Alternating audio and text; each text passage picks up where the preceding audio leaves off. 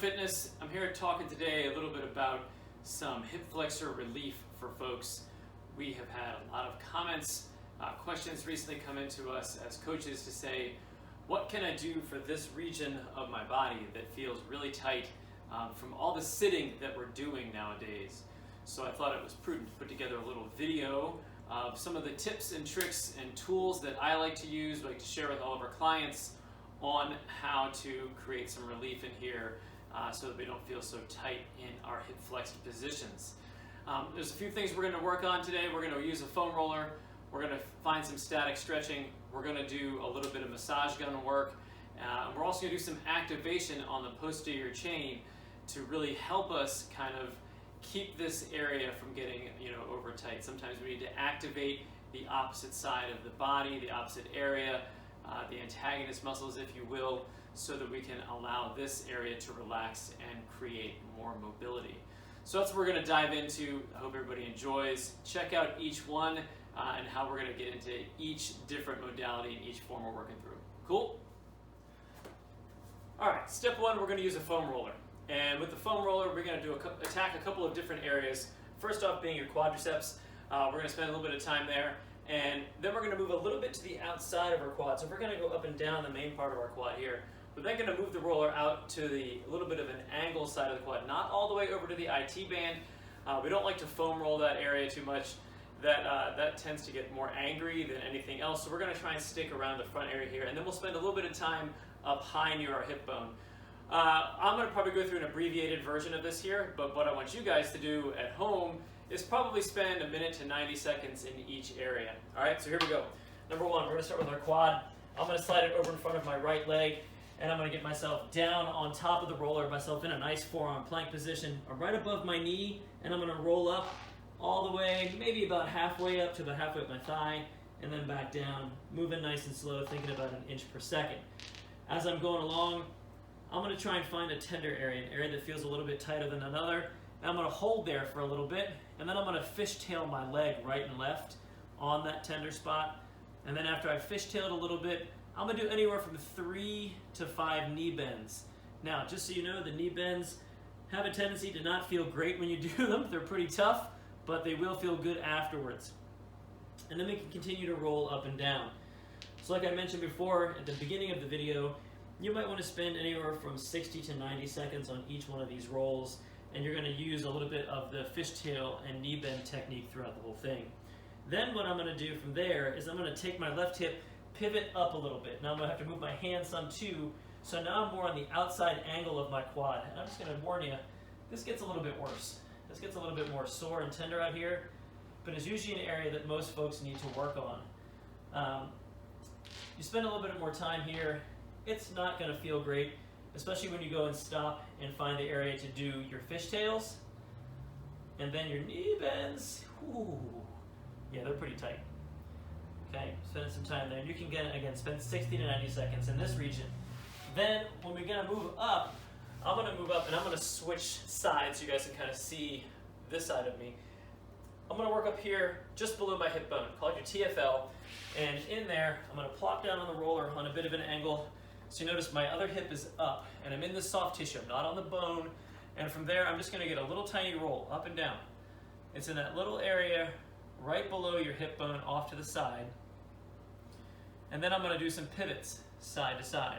So there's small movements. So we got pivots side to side, and we got up and down movements here. And you can spend another 60 to 90 seconds on that on each area that feels tight. Now, if this feels really good, if you're enjoying it and it seems like it seems to be giving you some kind of relief, you can go ahead and repeat all of those again in the same sitting, or if you want a couple other times throughout the day, might be a good idea, especially if you find yourself sitting a lot during the day for your extra Zoom calls, all the meetings we're having online. So that's one technique, is using the foam roller, rolling up and down for the quads, what's called the vastus lateralis, and our TFL area. Give those a try, and that's just one method, okay? We'll move on to the next one next. Okay, next up we're going to work on the Life Pro Fitness massage gun technique, which is one of my favorites, I'll be honest with you, man. It's one of my favorite things to use, but the massage gun is a great tool We love the one from Life Pro Fitness. We recommend it. It's one of the quietest ones on the market. It's one of the smoothest ones on the market, in my opinion, and it just feels really good. So there's different heads to use in the massage gun. I'm going to choose the universal ball head. It's the one I'm going to choose right now because that just gets the most bang for my buck out of what I want to do. And I want to find myself into a relaxed position. So I'm actually going to have a seat right here on my box. I'm going to get my leg out nice and straight. Looking at my leg is nice and loose. There's nothing flexed at the moment. And I'm going to start on like a level 1 or 2 on my massage gun. I'm just going to start massaging up and down on my leg right here. Okay, just using it up and down, staying on soft tissue, not massaging anywhere where there's bone that doesn't feel real good. You might need to control the gun with the other hand a little bit, and you don't need to apply pressure too much. Let the massage gun do its job, right? It's going to do the job for you, so you don't need to put a lot of pressure on there. But you can spend some time here. Let me be honest, this just feels good. Let's be honest, this just feels good right here as we massage up and down. Now, in that hip flexor area, right, we want to spend a little extra time there. So I'm coming up here in that spot that's right below my hip bone. In here, and I'm kind of making some little circular motions, trying to dig in a little bit. I might put a little bit more pressure in there because it's a little bit more, the musculature is a little tighter up there. And then we kind of massage it back down again. Again, there's no real right or wrong answer here to this, but you can just create good sensation and a lot of relaxation up there. So we're working up and down. Notice, just like the foam roller, I'm spending some time going straight up and down my quad and then coming out here to the angled area on my vastus lateralis area, okay? And then moving up here. You can choose, on most massage guns, have speeds on them that you can use for intensity that you want to choose. So you can use that there as well too. Another great area to do that, believe it or not, affects your hip flexors will be your calves.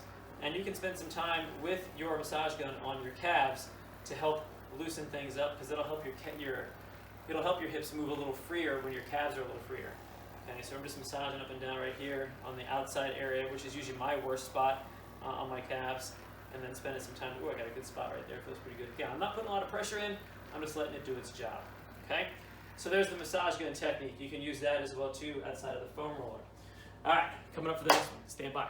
Okay, next up we're going to work on a little static stretch hold. Now, there's different levels that you can get into for this hip flexor stretch, right? Different levels you can get into. I want to start with my right knee down, my right foot down, and a simple, what we call, hip flex at, knee flex at 90 with our knee right underneath our hip.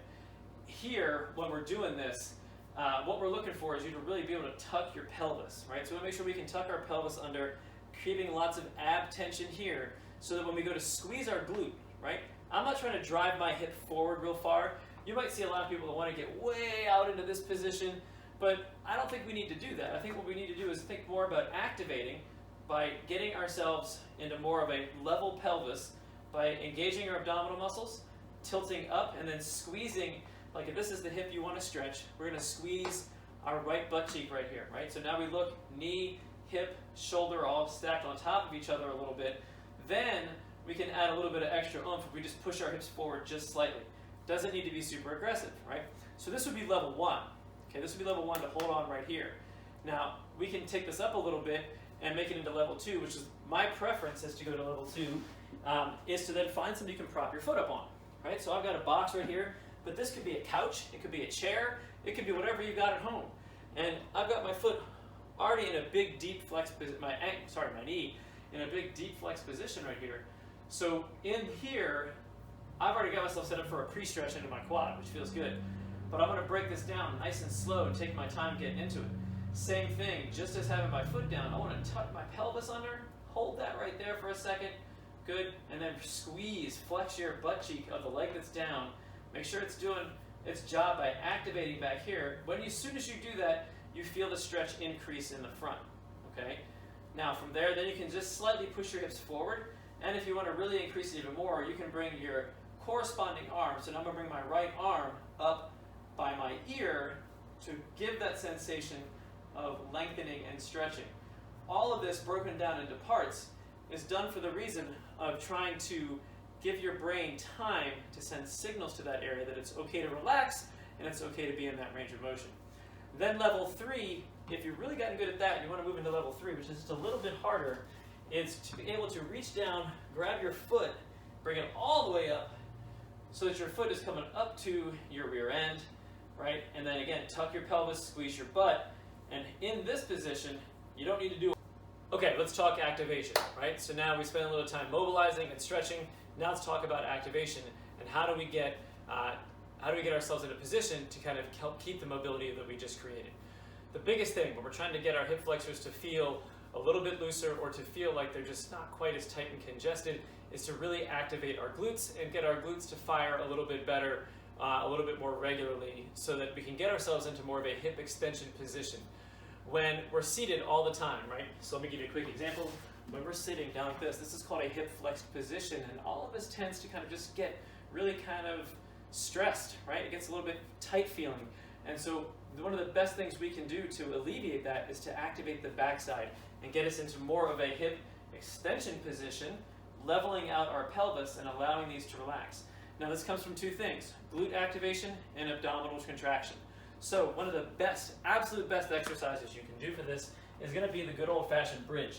And I'm sure you've seen it done 1,001 times, but we're going to go through how to break it down step by step and get your most bang for your buck out of it. So here's what I want you to do. Right, first off is down on the ground. Feet are anywhere from touching your fingertips to a little bit away, much further away than this, then you're going to feel a lot of hamstring work. And that's not necessarily a bad thing, it's just not our focus right here.